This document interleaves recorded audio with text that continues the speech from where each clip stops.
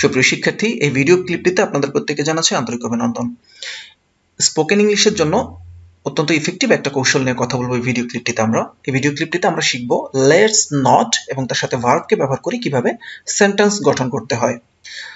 বিষয়টাকে খুব সহজভাবে বোঝার জন্য আমি একটা গল্পের অবতারণা করতে চাই, ছোট্ট একটা গল্পের অবতারণা করতে চাই। এখানে বেশ মজার একটা গল্পের অবতারণা করার চেষ্টা করেছি। গ্যাদা, হাদা আর ভ্যাদা নামে তিন বন্ধু মিলে পাড়ার মোড়ে বসে এলাকার ধনী লোককে নিয়ে নানা রকম সমালোচনা আর গীবত করে মজা নিচ্ছে, যেটা আমরা করে থাকি। আমাদের লোকজন, আমরা অন্যের বিষয়ে অত্যন্ত নেতিবাচক কথা বলতে পছন্দ করি। আমরা ইতিবাচক মনোভাবাপন্ন হতে পারি না। আমরা সমালোচনা করি, অন্যের সম্মানহানি করে মজা পাই, অন্যের বিষয়ে কথা বলে চর্চা করে আমরা মজা পাই। তো সেটাই হচ্ছিল। বলছে তিন বন্ধু মিলে, তারা গ্যাদা, হাদা আর ভ্যাদা তিন বন্ধু মিলে পাড়ার মোড়ে বসে এলাকার এক ধনী লোককে নিয়ে সমালোচনা করছে। উনি হয়তো চুরি করেছেন টাকা পয়সা, উনি অন্যায়ভাবে করেছেন, এটা করেছেন, ঘুষ খেয়েছেন, এটসেট্রা এটসেট্রা। এরপরে একটু পরে সেখানে তাদের আরেকজন বন্ধু ল্যাদা এসে হাজির হলো।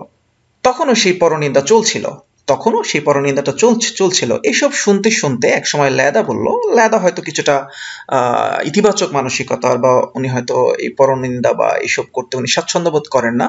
তো উনি বলছিলেন, এসব শুনতে শুনতে ল্যাদা বলল, শোন, এসব বিষয় নিয়ে আমরা আর কথা না বলি। শোন, মানুষের বিষয় নিয়ে আসলে কথা বলাটা এটা ভালো না, এটা ব্যাড ম্যানার্স। তো এই বাক্যটাকে যদি আমরা ইংরেজিতে প্রকাশ করতে চাই তাহলে কিভাবে বলতে হবে?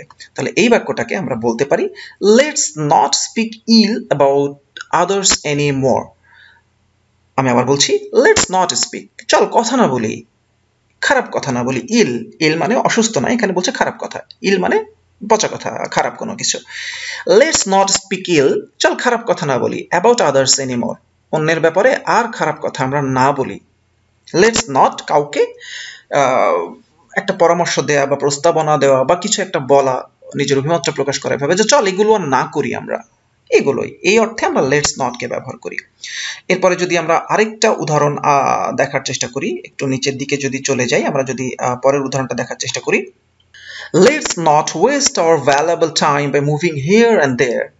Let's not waste our valuable time, চলো আমরা আমাদের মূল্যবান সময় না নষ্ট করি। আমরা কয়েক বন্ধু মিলে আড্ডা দিচ্ছিলাম, সময় নষ্ট করছিলাম, তো তার মধ্যে একজন হঠাৎ করে তার বোধোদয় হয়েছে যে না, আসলে আমাদের সময়গুলো নষ্ট করা উচিত না। তো উনি বলতেই পারেন, let's not waste our valuable time, চলো আমরা আমাদের মূল্যবান সময়গুলো নষ্ট না করি, এখানে ওখানে ঘুরে না বেড়ায়, এটা সেটা আড্ডা টাড্ডা না দিয়ে আমরা জাস্ট আমাদের সময়গুলো নষ্ট না করি, কাজে লাগাতে পারি।